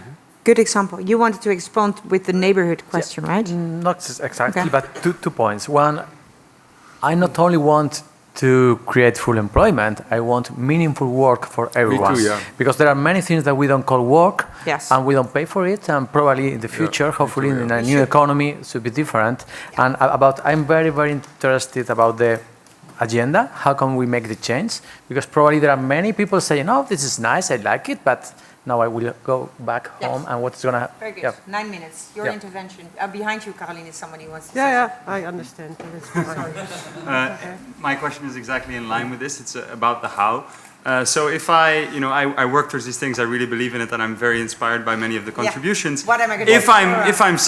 If I get cynical about it, I don't think like, well, why do many people not agree with this? Well, it gets to a point that Christian has already mentioned, which is, if you look at it in game theory, if you punish certain people and you reward other people, and you have a system where both of those, are and an equal both allowed, then things are going to go awry. So that's why it's a first mover problem on the levels of the corporations, on the levels of the individuals. So the question is, how do you overcome the first mover problem? That is not a way to frame the point I have tried to make a couple of times tonight.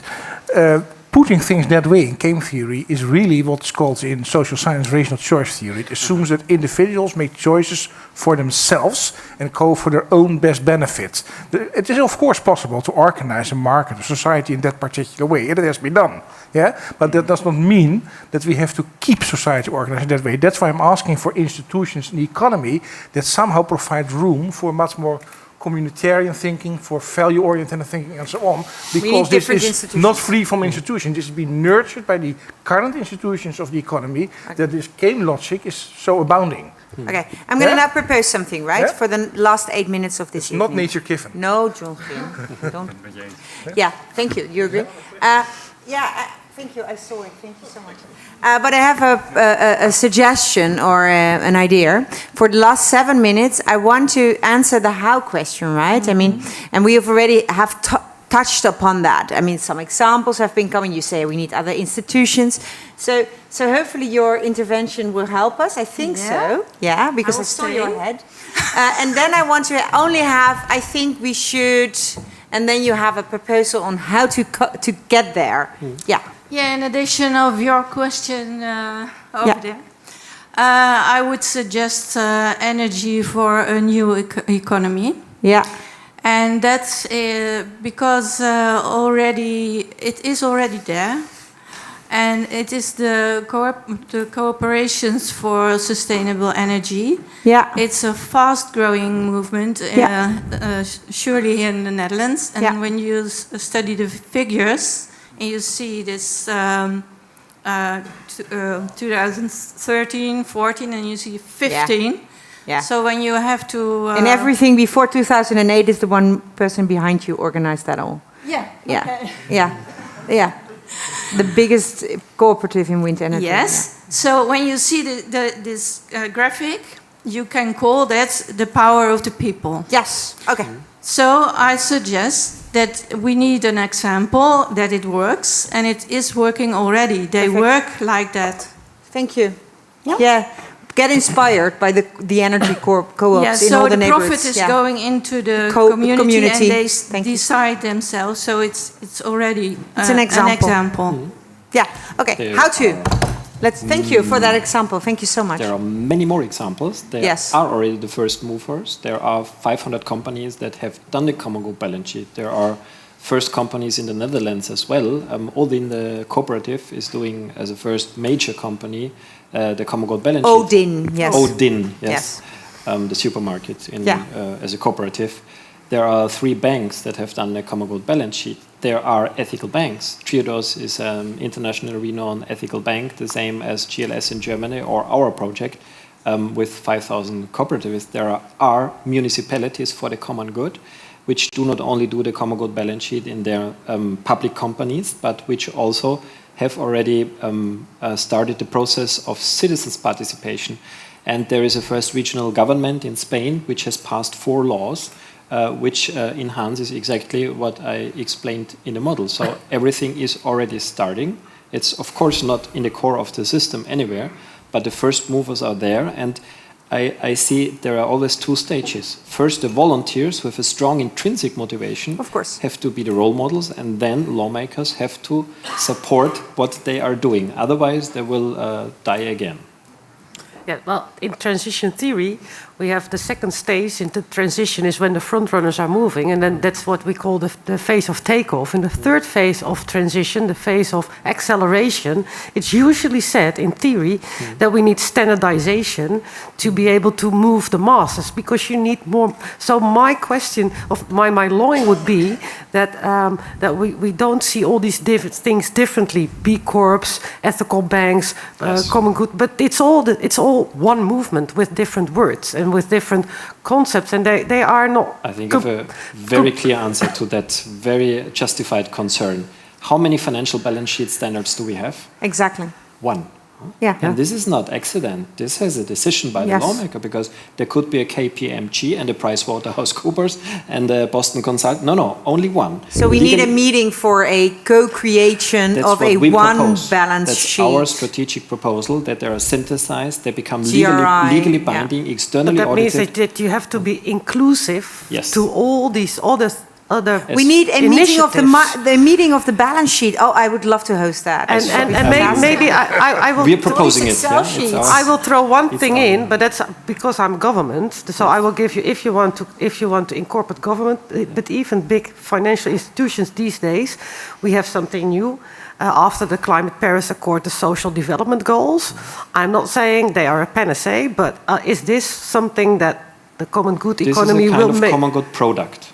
This is on a national economy. Because if you can link it to at least something that we all kind of... It's a perfect global common good product, which has some legitimation. Okay. So, and also to get there, we need the common good economy. Otherwise, we will never reach those goals. You know, you have to link it to the SDGs. Link it to something that everything will be linked to. Yeah. So if I have 35 minutes, I mentioned it already in my presentation. Yeah, that's what you say all the time. If I had 30 minutes, yes. How to answer, right? How to. We are talking about the how-to question. I'll make it a how-to. Thank you. What question? I didn't think about it. Okay, so I'm a fan of your concept, economy for the common goods, but there's a part of it that scares me. And it's the part of more direct participation of citizens. And why does it scare me? I was involved in a participatory project in my neighborhood. Where? It's in Mechelen, Belgium. Yeah. 80,000 people city. Okay.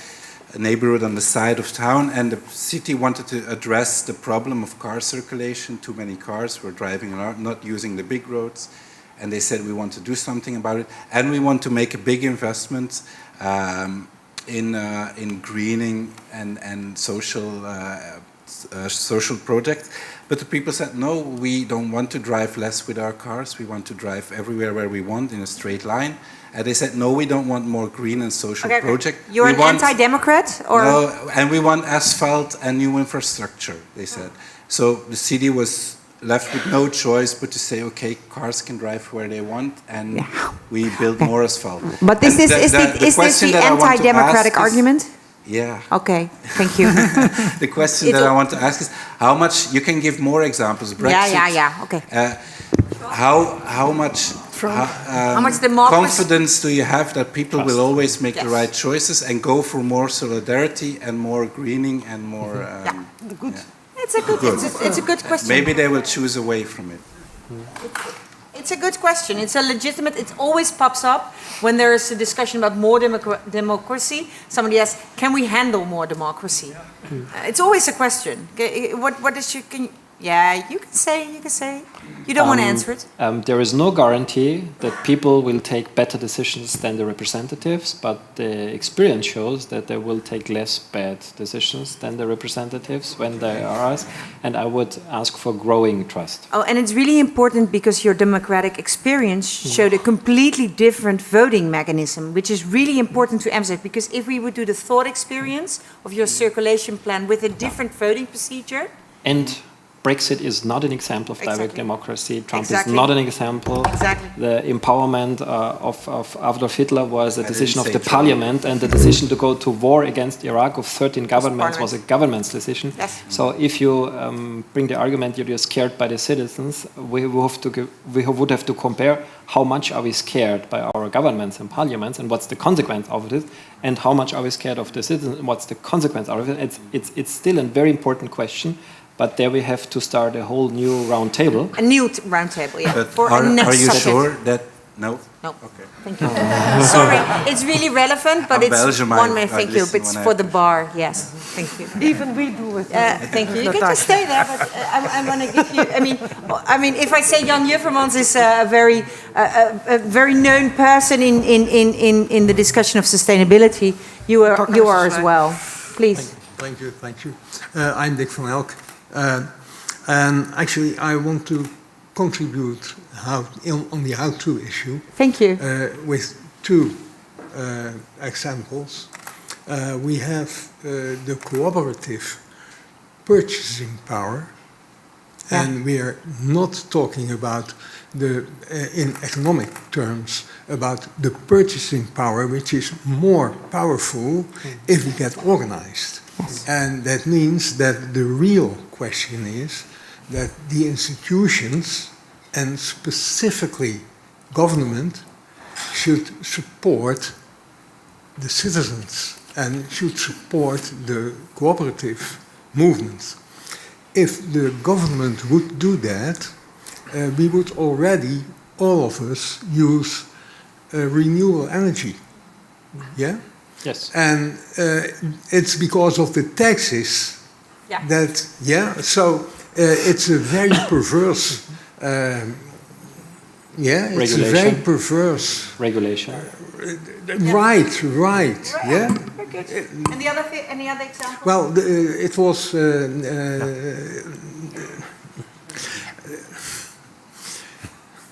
the one was the power of the government in supporting people, and the other one was our purchasing power, and not the institutional powers. Yes. Yeah, and you were too much talking about institutional powers. Thank you for too much academic, probably. Well, I think it's very important that you raise the point of tax. Yeah. I mean, I just heard that there are some big accountancy firms worldwide that are now saying that tax evasion should not be part of the SDG agenda, which is really interesting, because I think you can never reach them without doing something about tax evasion. So I would ask citizens, what do you prefer? That the free movement of capital is linked to full cooperation and transparency in tax policy, or that free movement of capital is unconditional, even in tax havens and anywhere? Can you imagine that in any country in the world, citizens would vote for unconditional free movement of capital? I can't. This is just a decision that can be made by governments who are serving two powerful interests, and it's another beautiful argument for sovereign democracy in the fundamental cornerstones of the economy. Famous last words. Thank you so much. Thank you.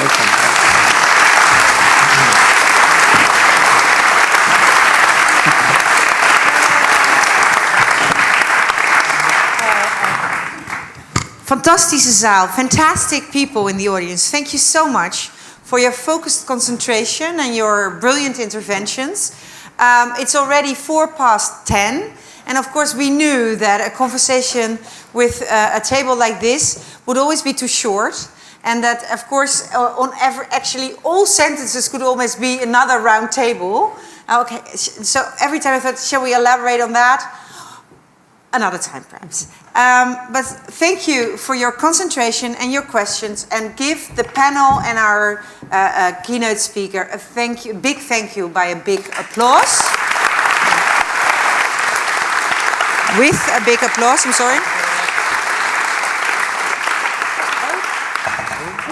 Bij Pakhuis de Zwijger vragen we altijd, we always say that there are also other programming, and today we want to emphasize that the coming week from the 21st of September, De week tegen de eenzaamheid, the week against loneliness, is starting. And there are many programs addressing that topic. The 21st, there is a general discussion about poverty and loneliness. There is an opening program with how does loneliness look like, etc., etc. Look at the website if you want to know more about that. The last sentence is, if you want to buy the book of Christian, you can. Actually, he's signing you're signing downstairs in the cafe. So, did you know that? Your publisher, your Dutch publisher, is saying that you're actually signing the books. So if you have bought one, he is signing it in the cafe. Have a great meeting there.